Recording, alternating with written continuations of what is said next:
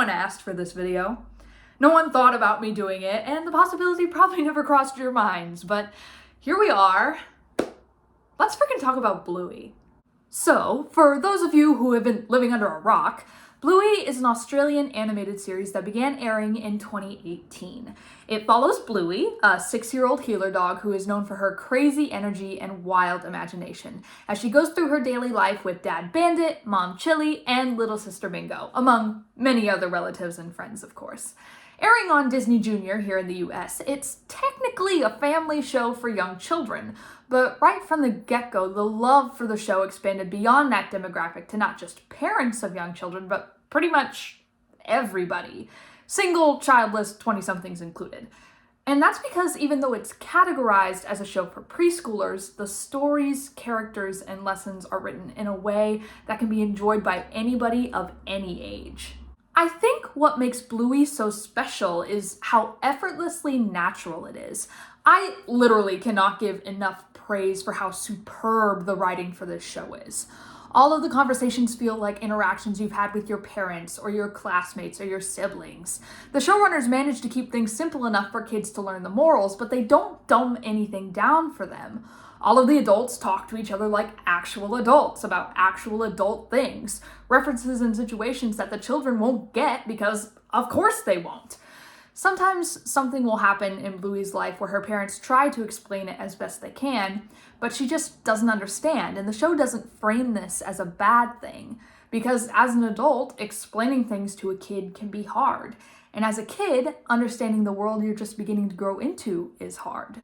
I've heard many parents say that they tend to like Bluey more than their own kids, which is no surprise. The writers themselves have said that they take inspiration from their own families and playing games with their kids. And as for the rest of us who are rather young ourselves and have no sight of children in the near future, well, we were all children once. Some people's childhoods look vastly different from others, but Bluey manages to hit all of our souls in just the right place.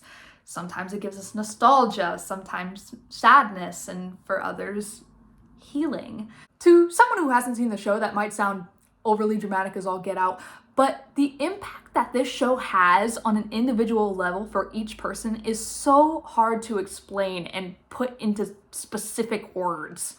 Which brings us to the subject of this video, in which I try to name my top 10 favorite Bluey episodes. This was kind of a hard endeavor, as there has never really been a Bluey episode that I haven't liked. Some of these episodes are very sentimental to me and reminded me of my own childhood, and some of them are just balls of fun that I can't help but enjoy a little too much. Now, Bluey is streaming on Disney Plus here in the US. However, they only have the first part of the latest season, so there are about 15-ish episodes of season 3 that I just haven't seen yet, plus the 1 or 2 episodes that have never aired over here for one dumb censorship reason or another. Still, I'm impatient and I really wanted to make this video, so here's just me hoping that none of those episodes would have made it onto my top 10.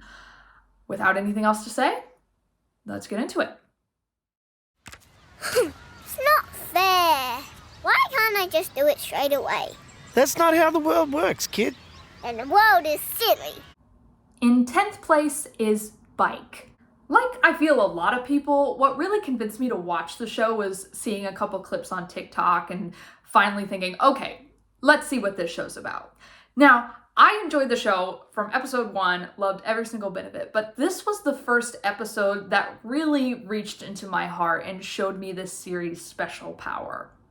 Bluey is attempting to ride her bike without training wheels, but gets frustrated and quits when she keeps falling down. She sits on a bench with her dad, and they watch some of her friends around the park trying their own hand at difficult things. And she encourages them from the sidelines as they also get discouraged and want to give up. In the end, as they all succeed in their endeavors, it gives her the courage to get up and try again. While this one certainly doesn't pull at my heartstrings as much as some of the others, it definitely strikes at some childhood memories. As a kid, I was very much a perfectionist. The if it's not 100%, it's a failure kind of kid.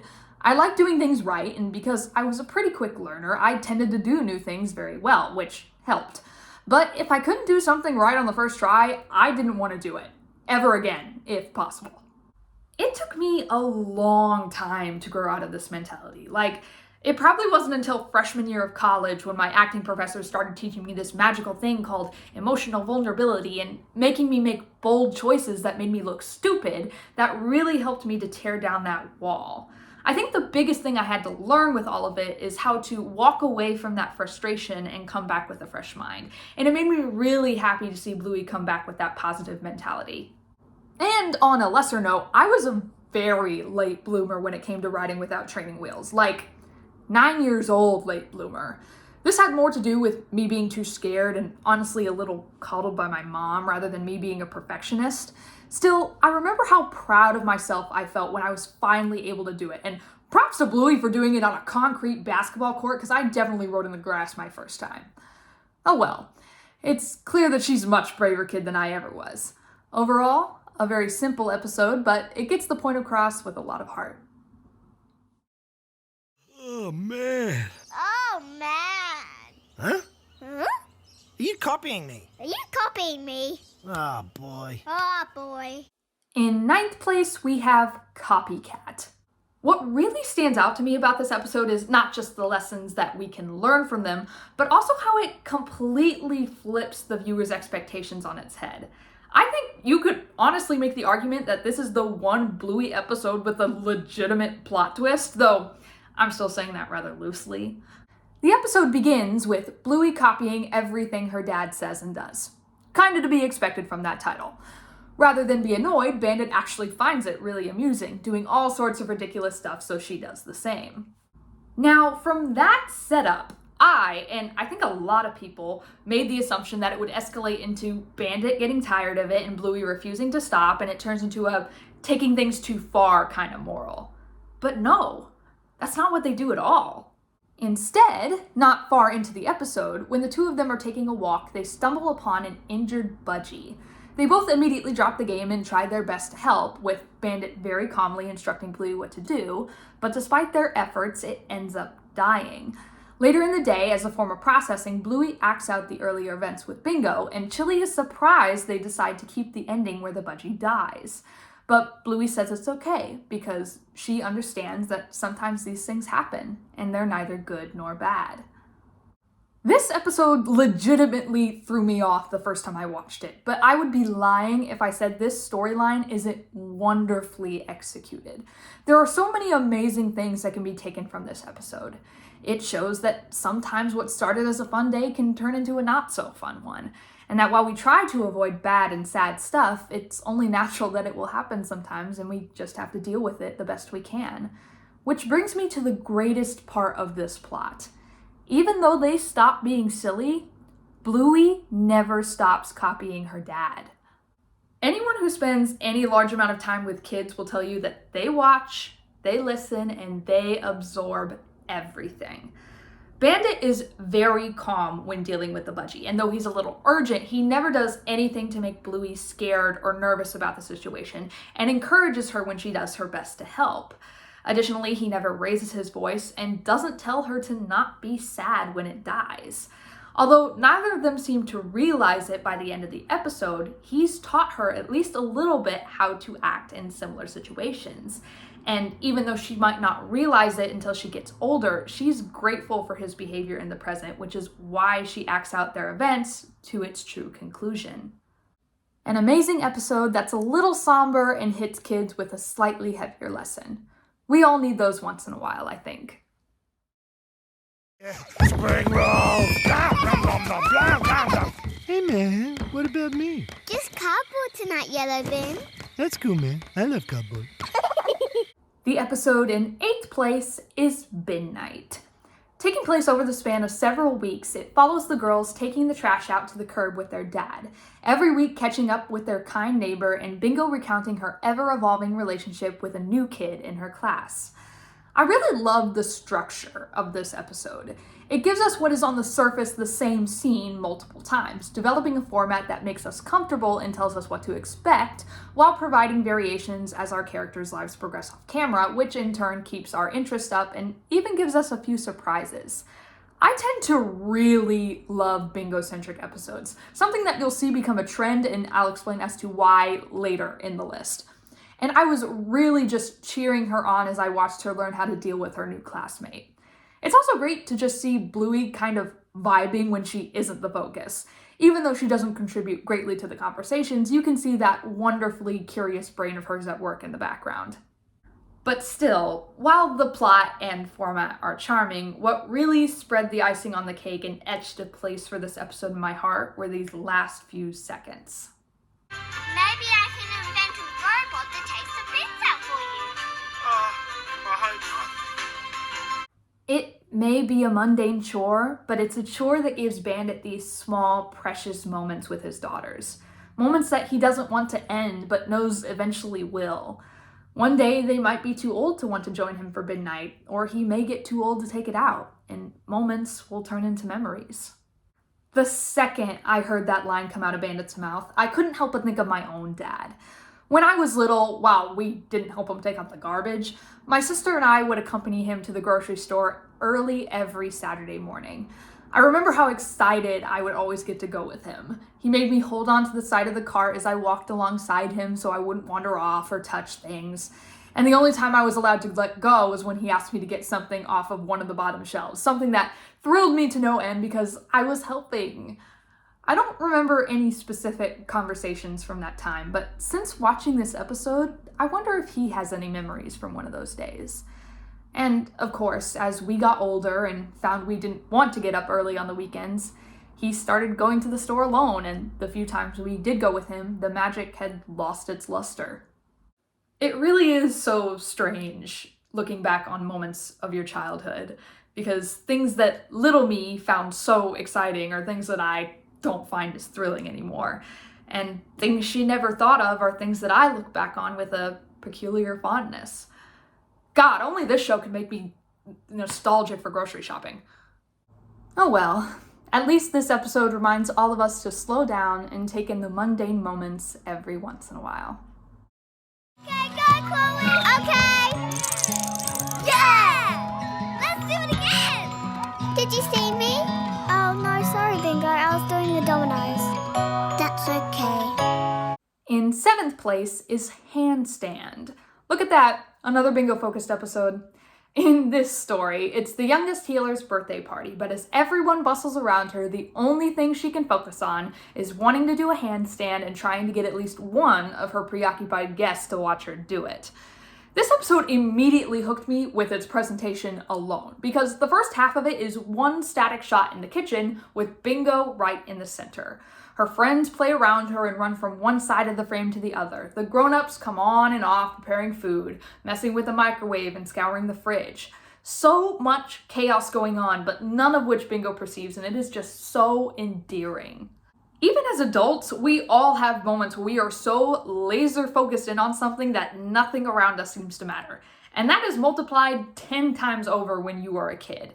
Even things that would stereotypically should intrigue their interest might not mean anything if they've already found something that is so captivating to them. And in this episode, Bingo could not care less about her birthday. She just wants someone to watch her handstand.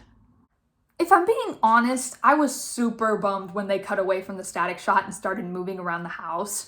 I understand why they did, and it doesn't take away from the episode at all, but I just think it would have been super cool if they had just stuck with it the entire time, and truthfully, I think they could have done it. Regardless though, Nana coming into the rescue and giving her full attention to Bingo was the absolute perfect resolution. Big surprise, but Nana Healer reminds me a lot of my own grandma. They even kind of look alike, weird as that sounds. And nowhere did that hit me more than in this episode, because my Grandma Pat is exactly like this at family functions. She always offers to help, but is turned down because everything is technically taken care of, but also because, she's old and no one wants to make her work, and she might also be a little slow about it, and everyone knows they can do it faster. Of course, she says that's a lot of nonsense and goes around looking for ways to be helpful, typically getting distracted in one way or another, generally by the kids. I can't help but admire the connection that elderly people seem to have with children. A lot of people joke that you're born in diapers and you end in diapers, but I think there's so much more to it than that. Because older people have lived full lives and have hopefully gotten to do everything that they set out to do, they don't mind slowing down and simplifying things, which helps them really match the constitution of children who haven't been taught how to rush yet and take things at their own pace. I was lucky enough to grow up with my grandma living right next door, and she has always been a constant light in my life. To this day, she's always encouraging me about the smallest things I don't even view as accomplishments, because that's what grandmas do. They'll sit with you and watch a Disney movie because you're scared of the thunderstorm outside. They'll encourage your love for animated stories even when all the other adults in your life just give you weird looks. They'll ask if you need money, if you're eating all right, if you're happy. And, of course, they'll watch your handstand when no one else will. And that will never change. Do you love my stinky feet? Oh yeah, I love your stinky feet. And my belly button? Oh yeah, I love your belly button bar. That is not how it happened! Oh, yes it was. Coming in at 6th place, The Show. In this episode, Bingo feels self-conscious and guilty after she accidentally drops Chili's Mother's Day breakfast all over the floor. She insists that she always just ruins everything, so to convince her otherwise, Bluey enlists her help for a Plan B Mother's Day gift, a play about their mom's life. Yet another Bingo episode, and what did I tell ya? I love this adorable little bean. And it always just hurts my heart to see her put herself down so much in this episode. I just want to give her a big hug and tell her how precious she is. Of course, she doesn't really need me, as her family is right alongside her, encouraging her all the way. I've said it 1,000 times before, and I'll say it again. Chili Healer is an icon in so many ways, and her checklist for making herself feel better is honestly something to live by. Plus, it gives us this very funny and all too relatable line from Bingo.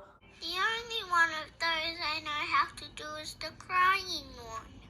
Then just do that one for now. This episode is another great example of the show telling its audience that it's okay to feel sad about things, even things that might be a little ridiculous, and even if you're feeling sorry for yourself.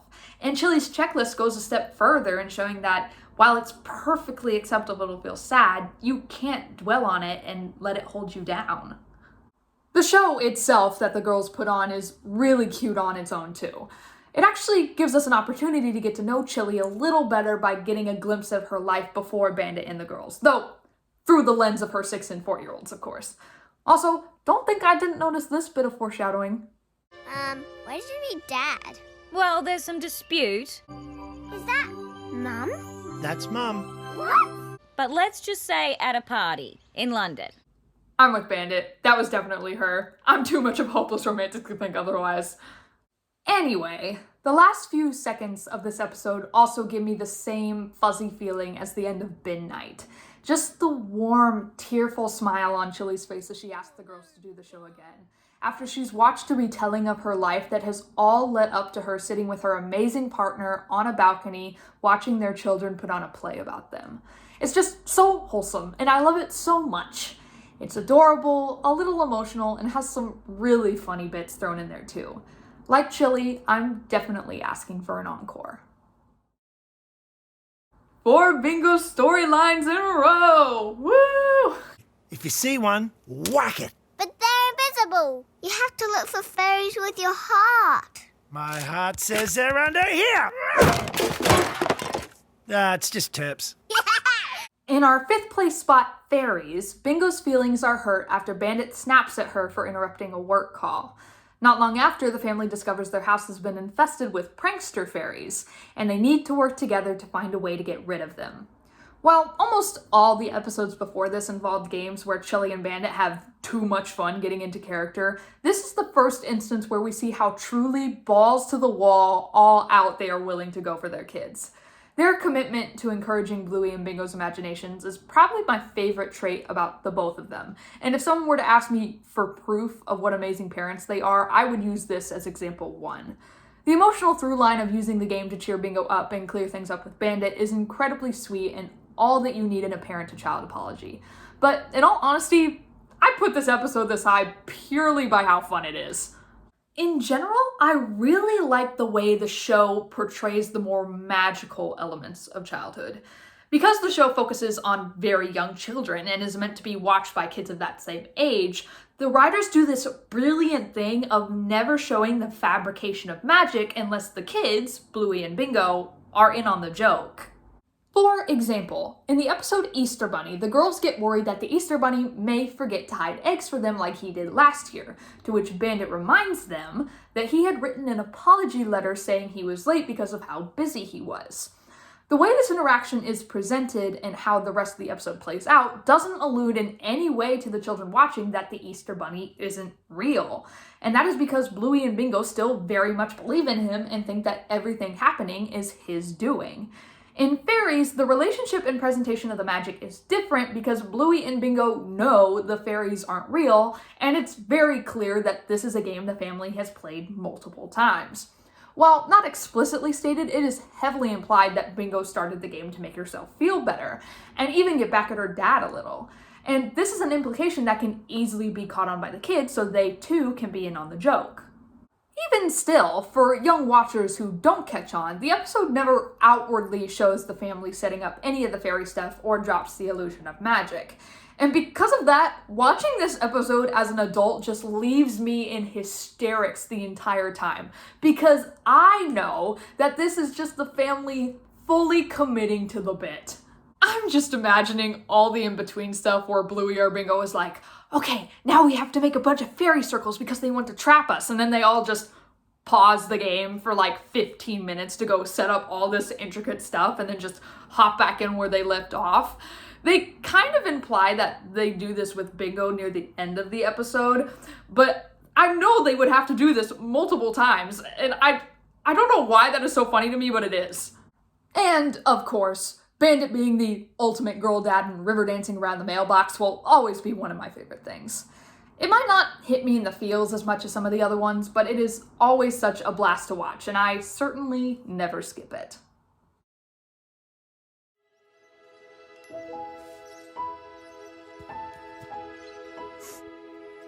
Poor little bug on the wall, ding ding, no one to love her at all. Ding ding. In fourth place is Butterflies. While playing a game of butterflies, Bluey's friend Judo keeps acting very bossy and mean to Bingo, making the youngest healer very intimidated and self-conscious. Feeling they could have more fun without her, Judo encourages Bluey to ditch her sister, and they run away from her. For a lot of these episodes, I've touched upon how they gave me slight reminders of my own life and the people around me. But this one hits a little deeper than the others, and unfortunately, it's not as positive. I briefly mentioned earlier in the video that I have a little sister, and we're actually closer in age than Bluey and Bingo, 14 months to be exact. But the relationship we had during our childhoods wasn't exactly as fun and encouraging as that of the Healer sisters. When I heard the phrase, "let's run away from your sister," my heart dropped like an anvil, because when I was little, I wasn't as hesitant as Bluey, and I didn't even need the idea to be told to me. The way my mom tells it, the day my sister was born, I walked into the hospital room, promptly heard her crying, and slapped my hands on my ears and walked out of the room. And I think that pretty much sums up our relationship throughout our childhood up to middle school. My sister has always been a very emotional person, something that I don't say in a negative way at all, but when I was little, I very much viewed as such. I always just viewed her as this very annoying baby of a sister who was so embarrassing to me I couldn't even look at her. Whenever I would have friends over, she would attempt to play with us, and I would literally shove against her on the door and just lock her out of the room. And whenever our classes would be together for recess at school, I would do anything to not play with her. My parents tried to encourage me to play with her and was always saying how much she looked up to me and how I should be nice to her, but she was always just so embarrassing and like this little crybaby that I did not want to associate with at all, and just wanted to distance myself from. Now, a number of you are probably thinking like, hey, this is normal sibling behavior, it's nothing to write a confession about. But even though younger me didn't know any better and didn't know exactly what I was doing, my actions back then haunt me to this day, because I was never there for my sister when she needed me, even though she reached out to me multiple times. Long story short, and I'm not going to get into details, but throughout our adolescence, she suffered from mental illness, bouts of bullying from her peers, and like toxic relationships.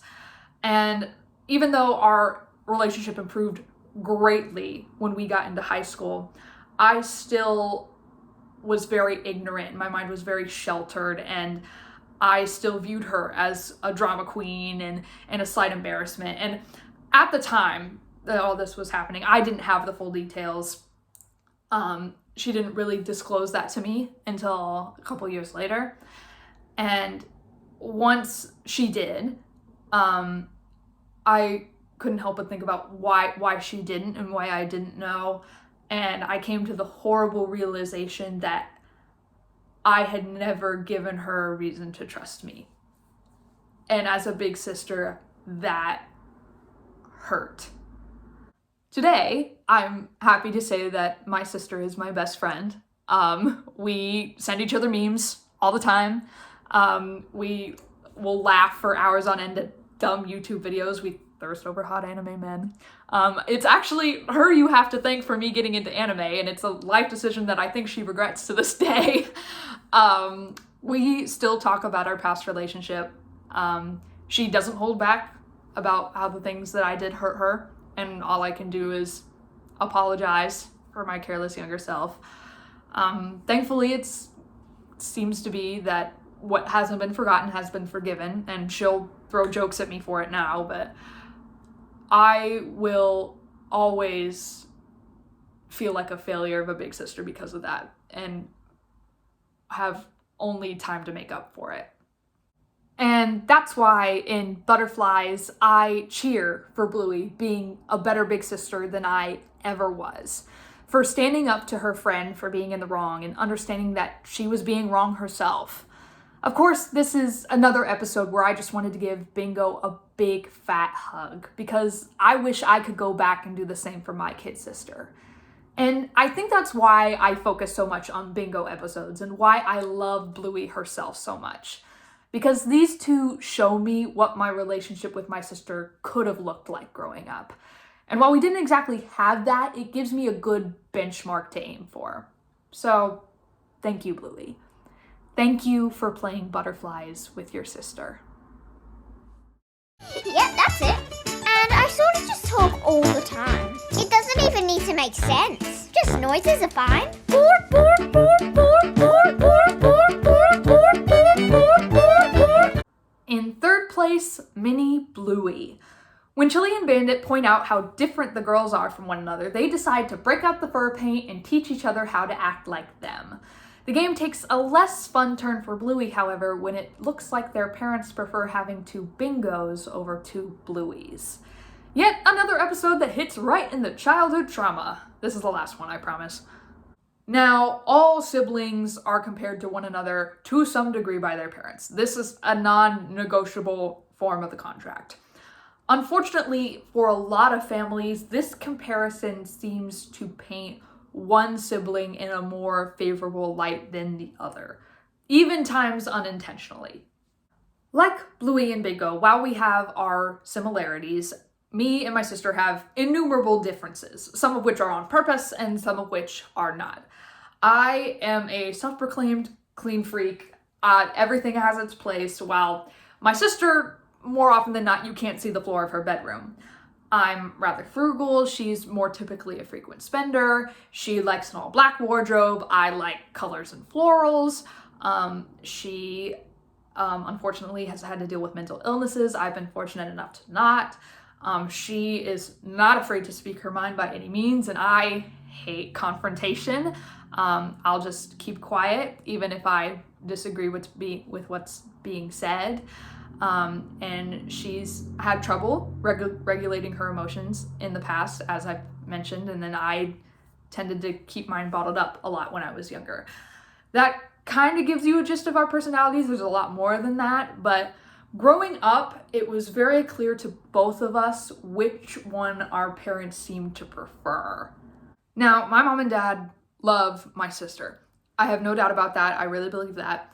But when we were younger, they would talk about her to me and compare us frequently. Whenever she would act out, even over legitimate things, they would just give me the thank you for being the easy child look. While they would praise me for being tidy, they would admonish her for her unclean room. While I would scarf down literally anything that was put in front of me on the dinner table, they would roll her eyes at her picky eating habits, which we later found out was an eating disorder. And while it was never explicitly said, my parents would have never said this out loud, whenever I saw their sighs or their exasperated expressions at my sister, all younger me got was, thank you for not being that. I take full responsibility for my actions against my sister when I was little. But I do think a large part of it was not just our parents, but our family members in general making a lot of comparisons between the two of us and very often putting her on the more bad end of it. They would always say like, oh, be nice to your sister. She looks up to you so much, while at the same time constantly painting her in a negative light in my head. I don't think this was intentional on my parents' part by any means. Like I said, they love her and me very much, and they're always the first to praise our accomplishments, and they've supported us in all of our endeavors, even the ones they've heavily questioned. They were very ignorant when raising us, and that was partially due to how they were raised themselves. And even now, I'd say they're still rather ignorant with dealing with the two of us. We've learned a lot, but little bits of negative comparisons are still made to this day, and my sister is still very much hurt from that.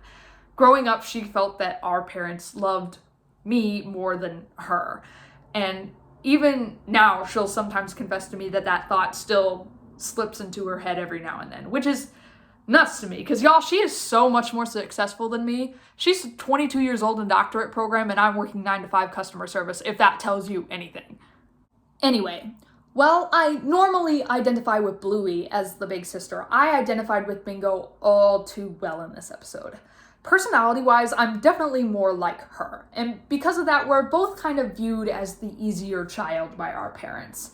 But it's the moment at the end where she has to comfort Bluey that always really gets to me. It just transports me to all of the late night car rides and venting sessions where I never really knew exactly what to say. Thankfully though, like my sister and I, the two learn to embrace themselves and each other wholeheartedly and support each other all the way. And I don't think anything exemplifies sisters more than that. Muffin cupcake healer. Cowboy hat. If you say cowboy hat one more time, you'll be in timeout. Cow. Boy. Hat. Okay, that's it. You're going to timeout. Drifting away from the more serious stuff to have a bit more fun, Facey Talk comes in at second place. In this episode, Bluey and Bingo video chat with their cousins Muffin and Socks, but Muffin won't stop hogging the camera. When Uncle Stripe tries to get onto her about it, funny FaceTime hijinks and parenting breakthroughs ensue. Much like Handstand, the big thing I love about this episode is the presentation. Much of the story plays out as if you yourself are watching through the video call, and while they also break away from that a few times like in Handstand, it allows for a lot of funny visual gags and places Bluey and Bingo in the spot of the audience, where they can't do much but watch the chaos unfold. Obviously, this is by far my favorite episode featuring Muffin. She's always been such an interesting character to me because on one hand, we've all had a relative like her when we were kids, and the cringe and annoyance comes up kind of like heartburn at her more spoiled princess moments. Still, you have to remember that she's only 3, and she still has her sweet and kind moments when she has her own learning experiences. This episode also does great at showing that Stripe and Trixie's parenting is much different from Chili and Bandit, with their parenting being more on an individual level rather than as a unit, which serves as a more serious side conflict that mirrors the primary one of hogging. I had minor war flashbacks when I could see the two of them beginning to argue, but it took a much more heartfelt turn than I was expecting, with a lot of good communication and compromise. It's fine, people. We're fine. We're fine. Now, with all that being said, the writers really took Muffin's spoiled and somewhat naughty nature to 100 to produce some of the funniest scenes in the show. It takes a lot of inspiration from all those videos of infants and toddlers stealing phones, maniacal laughter, and all. From all of the different scenes involved, there's so many little things that you don't even notice, and it really is just peak visual humor. We also get a lot of funny dialogue with very relatable conversations between the girls. After the past few episodes, it feels like this is a really short explanation, but there really isn't much to say. It's hilarious with a great message for both kids and adults, and definitely at the top of my rewatch list. Before I get to my first place pick, I do want to give out some honorable mentions. The show has more than 100 episodes, so it was definitely hard narrowing it down to 10, and there were a lot that just barely made the cut. Firstly, I'm gonna get these two out of the way. Sleepy Time and Baby Race. There's probably a lot of you who are really shocked that these are not on my list proper. These are definitely two of the episodes that are considered highly among fans, and I definitely saw the most from these episodes before I watched the show. While I think these are amazing episodes, the main reason I didn't put them in is because I personally couldn't identify with them as much, but I can definitely see why many other people are left in tears from them. Bumpy and the Wise Old Wolfhound. This episode took me back to when I had spent a lot of unexpected time in the hospital in elementary school, with all of my classmates cheering me up with messages like Bluey does for Bingo. A great message to kids that sometimes you get sick, but you get better and it'll be all okay. Barky Boats. This story helped remind me of when I had my own older kid buddy in school that I greatly looked up to, as well as my own feelings at that age going into high school. I really like that this episode gives us a small storyline for a demographic of kids who don't really get focused on much in the series, and the little love story, between the two buddies is adorable. Cafe. I love how this episode shows the dichotomy between childhood friendships and adult friendships. I couldn't necessarily relate because my parents never really became friends with my friends' parents, but it was so sweet to see Bandit getting a new guy friend. The whole time I was just like, stop being stubborn and say that you like hanging out with him, dummy. The Quiet Game. One of many great examples of Bandit thinking he's clever and having the whole thing backfire on him. I love seeing the girls be so cheeky with him in this episode, and that makes this also one of the more funny ones in my mind. Also, I've known Alfie for 2 minutes, but if anything happened to him, I would kill everyone in this room and then myself. Muffin Cone. Another very funny muffin-centric episode that gives a really nice lesson to kids about being accommodating to others.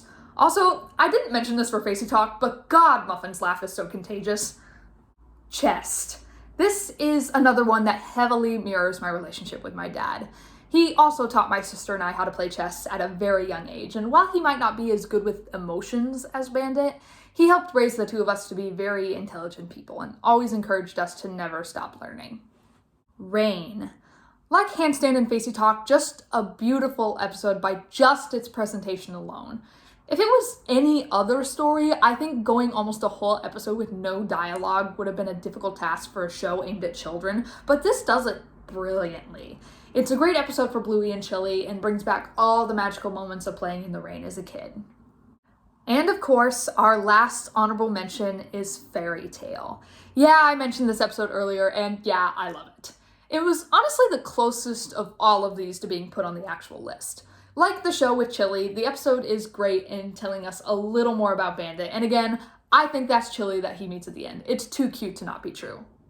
Now, with all of those covered, let's get to our number one spot. Oh, we'll have to make a house out of sticks. Bonjour. Hi. Tu veux jouer avec moi? Huh? Est-ce qu'on joue ensemble? I'm not really sure what you're talking about. Oh, thanks. Camping. Of course this had to be number one. While on a family camping trip, Bluey meets a French boy named Jean-Luc. Despite their language barrier, the two become quick friends and play all sorts of games together until Jean-Luc's family has to leave without Bluey being able to give a proper goodbye. What can I say about this episode that hasn't been said already? It's just, it's so good. This episode immediately took me back to all of my own childhood camping trips, where I'd play on the playground with so many kids who would come and go over the span of the week. I never got on a personal level with those kids like Bluey and Jean-Luc, but there are a few friends I made on school trips and other vacations that I had to say goodbye to, knowing I'd probably never see them again. But of course, every so often those people manage to pop into my head and I can't help but wonder how they're doing. Even with the bittersweet nature of the story, I just get such good vibes from this episode, and it always manages to put a smile on my face. I also really like the direction they ended up going with the ending. They could have easily left the exchange between Bluey and Chili up to interpretation, and that would have been such a good ending on its own. But we see the tree the kids planted fully in bloom, and we see them meet as teenagers, and it's so cute!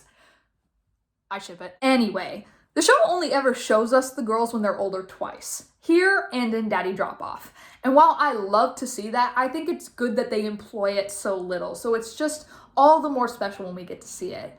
Like Sleepy Time and Baby Race, this is one of the episodes praised the most by fans, and it's very clear to see why. It's adorable, it's bittersweet, and gives us an important message with a hopeful ending. All in all, it gives us everything this show has to offer.